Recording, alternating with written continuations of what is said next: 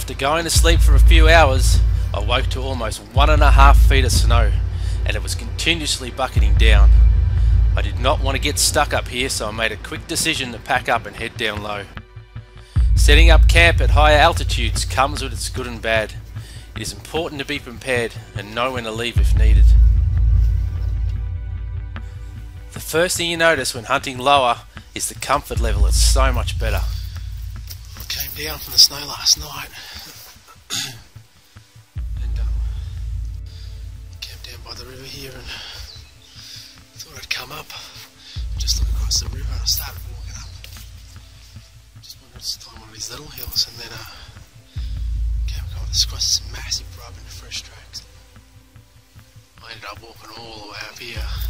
You can see the height I'm at right now, it's ridiculous. Steep as hell down here too, and I've got to get down that way. I might go another way around, but yeah, I was trying to follow this stag. I just come up here. As soon as I got up here, there's tracks and everything going all the way through. As you can see, game trails, and they're coming up here, but the wind's turned and it's pushed my scent right up this hill, so I'm just wasting my time. Anything above me, it's gone, go over. So I'll go back down. I don't know if I'll get back up the snow today. See if I can. It depends what time I get back down. It's pretty bloody 12 o'clock, so it's a fair way up there. You can actually see it in the mountains at the back there, if you can see that. See the snow over there? It's full of snow. It's just started to snow a few minutes ago and then stopped again up here.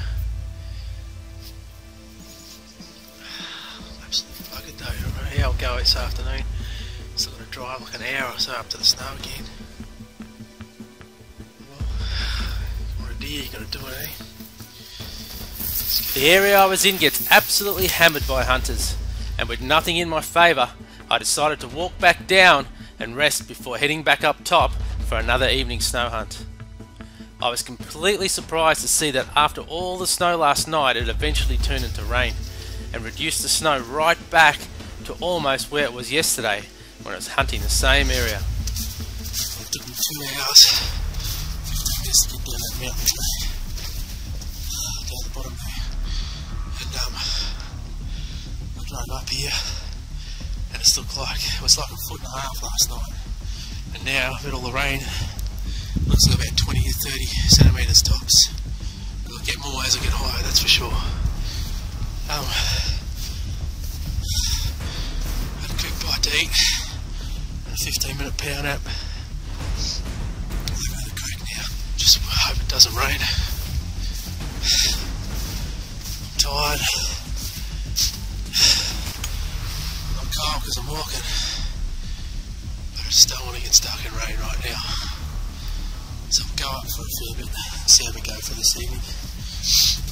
I've seen a few tracks around heading down though, none of them this way. But I know where deer are hanging out up here, so I'm going to head up that way anyway.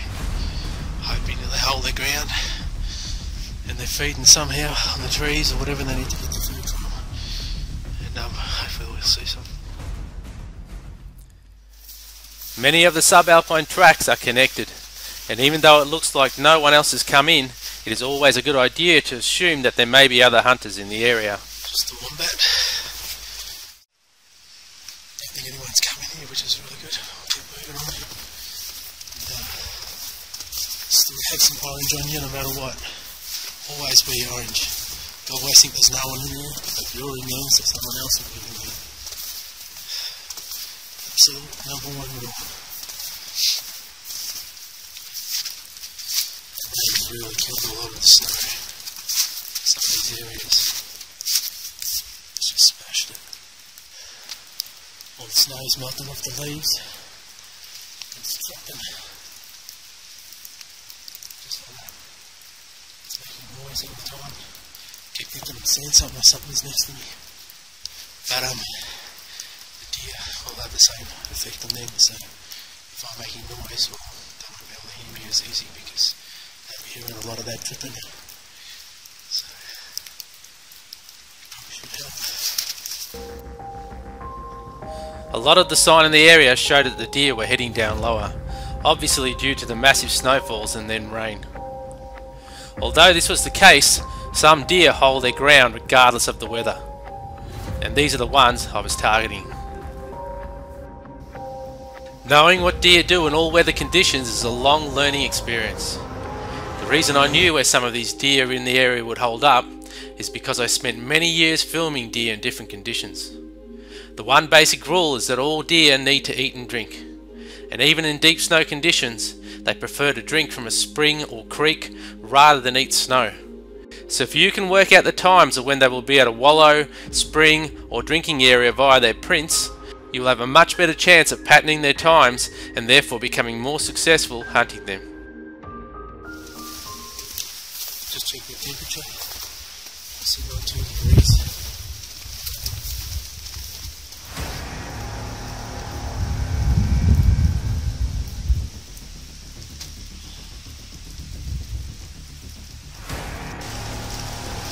There's a deer over there that just saw me and just took off. Damn it.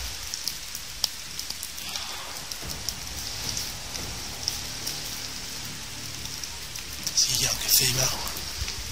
That's good.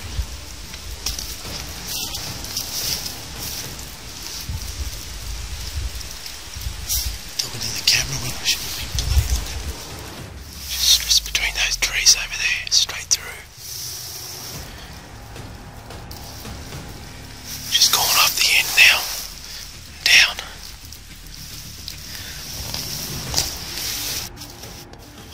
At least we're seeing one already. Got an hour left of light. Yeah, probably about 1 hour's left of light. Which means we'll have to walk out again. Pitch black. I can't remember last night. I had time with the sleep. See what happens. Get going. After following up some fresh tracks for a while, it became clear that I was not the only one tracking them. It's a wild dog by the look of it. Hopefully it's not wild dog because they'll scare the deer out of the area. He's heading straight towards me. No, that's two.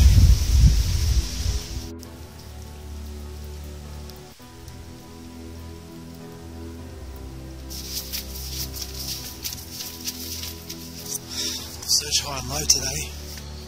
The snow is really deep. I think the deer knew that. So I'm guessing they've gone down even further. Some of them will hold their ground. The big stags might hold their ground, but they still will need to feed, and they need a lot of food at this time of the year when it's so cold to keep themselves warm. They need even more food in summer. So might have to drop down a bit, I think. After looking everywhere, I might have to drop down a bit. The snow is just snowing too much. It's like 1.5 foot deep in most places. So head back. Call it a day. And get some food, get warm. I should go down a bit lower and camp down there tonight. And come back up somewhere else tomorrow morning. So I won't start up here freezing my nuts off. Yeah, this is hunting in the snow. It's really hard, I'll tell you. It's probably the hardest to hunt in the snow, and then using the bow is even harder. It's no challenge, I wouldn't be up here, would we? I can't be by myself to do all this. There's no more challenging thing you could do, really. This is why we do it. If you see a deer around every corner, well, you'd probably get bored, wouldn't you? After shooting 200 of them, you'd probably get bored and find something else. You can't be, you can hardly see anything. It just intrigues you more and more to go and find them. Hopefully, you see that big one.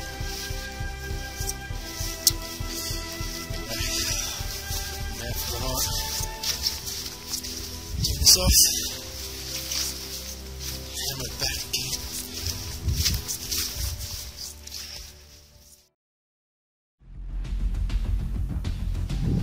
I drove around last night. I actually drove right around the whole mountain beach. And it just wasn't worth staying in there. You know, it was cold up with the snow, but went back down. And with the weather conditions, I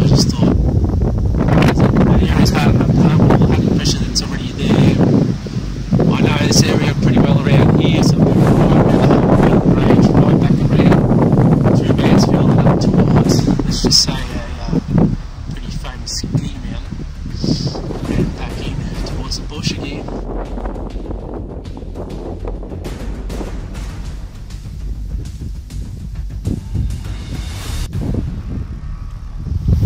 That deer was 192 metres away. And I'm not kidding you, he heard me open my tripod clips from there in the wind. If that's not bionic hearing, I don't know what is. Not only that, from here, there's another deer coming up there now. Not only that, yeah, he took off the wind from this side of the mountain right across the land. Where he is, the wind's come up here, it's right past me, going swirling around this area, back to there where it was. Instantly, I thought the other one had bent it, but he hadn't. There's three, that's not a deer. There's three horses over there. They're coming straight up towards me too.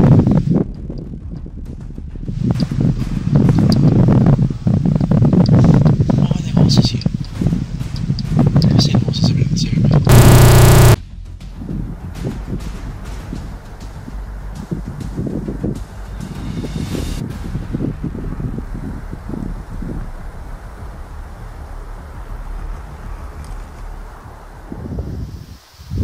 That weather's going to change now.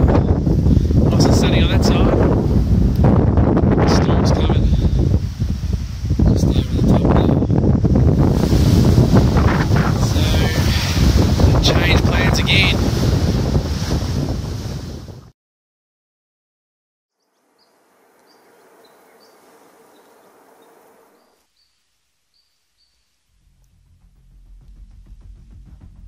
We were walking this morning. 40 minutes to get in here to the spot I want to get to. You just got to, it's not worth staying in those sort of areas. They're just hunted way too hard. You're just wasting your time. And with the weather conditions being what they are, I decided to come right around and get to the spot where I've been before. Actually saw a nice deer here last year.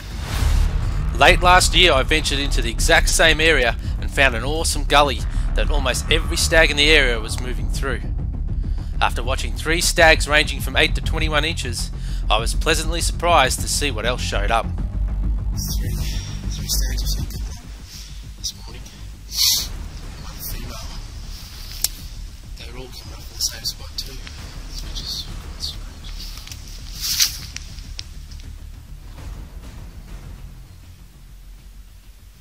There's a bigger stag down there. That one's much bigger.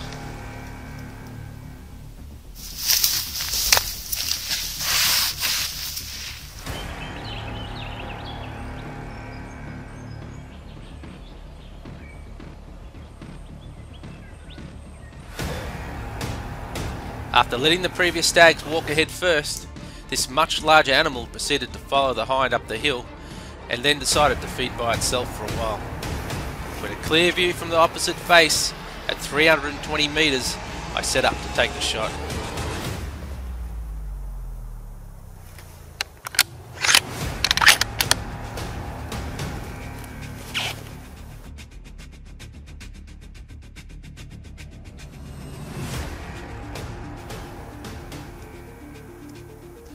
This stag would make a great trophy for most hunters.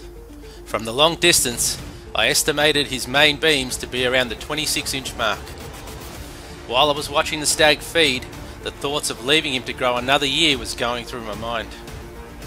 It is the end of the season for him, and he would be dropping his antlers very soon.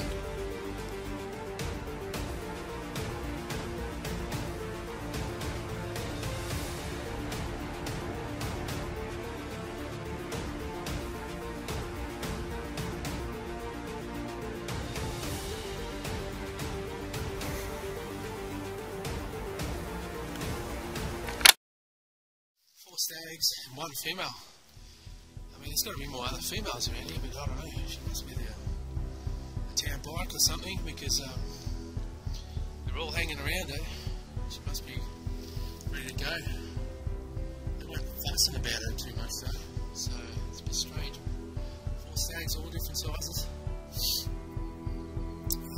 From the smaller right up to that bigger 25. So yeah, I'm kind of feeling a bit anxious at the moment, letting that deer go really. Yeah, if you want the big ones, you really want the big ones, well, sometimes you've got to make that decision. That's a very hard decision to make, it really is. You want to take down the deer, you really do. I want to show you guys the deer, take him down, but at the same time, I want to wait and show you a really nice stag we take him down next year. And he's going to drop very soon, I reckon. Those antlers are full, probably in a couple of weeks. It's going to be right at the end of the season now, so hopefully I don't think anyone will take him in. And it's a risk you've got to take, I guess. If you want to let go deer, it's a big risk, but he'll be a ripper next year. I've already got a bigger head than him, so it's not worrying me too much. If I had him, well, I'd probably definitely take him. But still he's making me feel pretty anxious. Just letting him walk like that. Take some serious balls, I guess, to do that. Next year he'll be good. And decided after much thinking to let him go. He was a pretty nice stag actually, but I decided to give him another year and come and hunt him again this year. It's just the last year's life's been pretty harsh, so I haven't had a chance to get out and have a look around or whatever, so it's the first time back here trying to see what's going on. So the beard's gone, and yeah, he got sick of it. It's itching too much, started stinking, smelling like tuna and stuff. I don't know how you guys do it all year round. I grow it every winter maybe for a little while, get warm, and then I can't believe how cold it is though now. It's just getting rid of it. I kind of want it back at the moment, but yeah, it's just gonna head around a bit more around this valley, up to another face where I've seen deer before. I don't think, I know I'll see deer around there this early in the morning, but I don't know if that big stag's going to show up. Further around the mountain showed that there were stags visiting the area. I decided to set up and glass the morning out.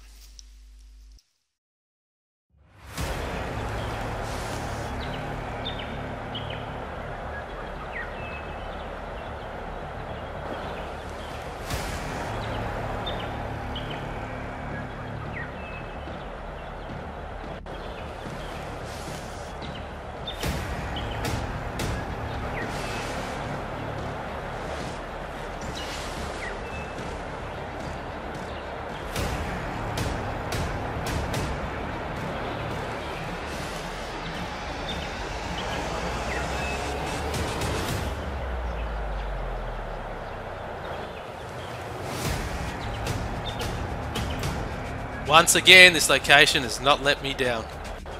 It really is the Valley of the Stags. It has taken many years of my life to find a location like this, where the deer just seem to use the same path consistently in the right conditions. I really do believe as hunters we develop a special eye for spotting deer without knowingly doing so. How long it takes for each individual to develop this skill depends on how much time they spend in the bush and how much you really want to see that deer.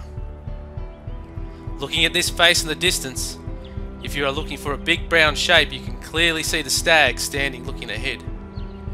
But if you are also looking for other parts of deer, like the ears, you would have noticed that there is also a hind just down to the right of the stag.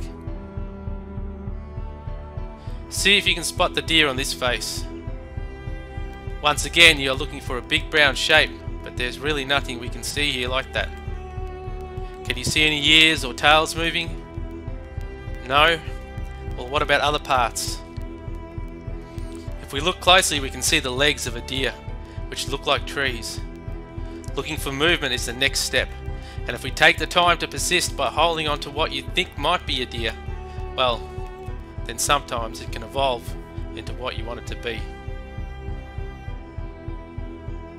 Having to shoot a deer on every trip does not make it a successful trip in my mind.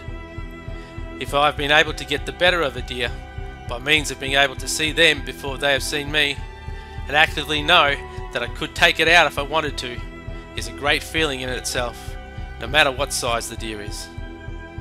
Yes, I do take meat animals quite often and distribute it to friends and family, but I do love to know that there is a stag out there that I have let go that lives in the area, and if it so happens that I once again run into him, well, I know he's going to be an exceptional trophy.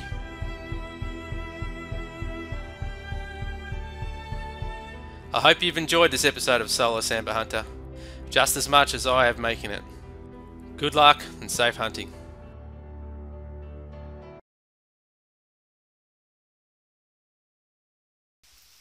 Okay, I just want to have a word about safety in my Solo Sambar Hunter videos. I just want everyone to know there is an element of risk when you're coming up to these areas like this, and I have to talk about it because a few weeks ago I was up here hunting and it was snowing hard, and then it was pouring rain, and I obviously know the area well. I've been hunting for 30 years, so I know the area well, so I knew where to get to some shelter and stay in there and get myself warm and dry and stay there. I stayed the night, and then the next morning about 3 or 4 young blokes, must have been 20 years old, rocked up, absolutely drenched to the bone. They were stuck. They were wearing runners and moccasins and ridiculous clothes trying to hunt deer up here, and they obviously they realised who I was, and they said, yeah, we saw your videos and that's why we came up here. Well, I'm glad you love the videos and you feel like you want to get up here and enjoy it, which is great, but honestly, hunting in the snow for sambar is probably one of the hardest ways to hunt them. Yes, you really take... I don't even stay up here if I can help it. In the winter, I'll come up for the day and retreat down to lower area. The deer, most of the time the deer they won't be up here. You're not going to find, where would you look for food up here? You're not going to get it through the snow. You're going to be in bits of trees and stuff. If they want better feed, they're going to drop off just below that snow line. That's where you're going to find them, so have a look under there and see if you can find them. But honestly, come up here for the day, enjoy it, get back down if you can, and stay warm and stay alive. It is beautiful up here, I know it, that's why I come up here and that's why I love it, but honestly there's hardly any deer up here and you really need to know what you're doing. So we need to hunt safe, we need to stay safe. The less of it that get lost and get cold and bloody die in the snow, the better. We don't want to see any up on the news, and then it gives hunting a bad name on top of that. So good hunting, and that's the end of this episode. Hope you enjoyed it. I'll see you next time, Solo Sambar Hunter.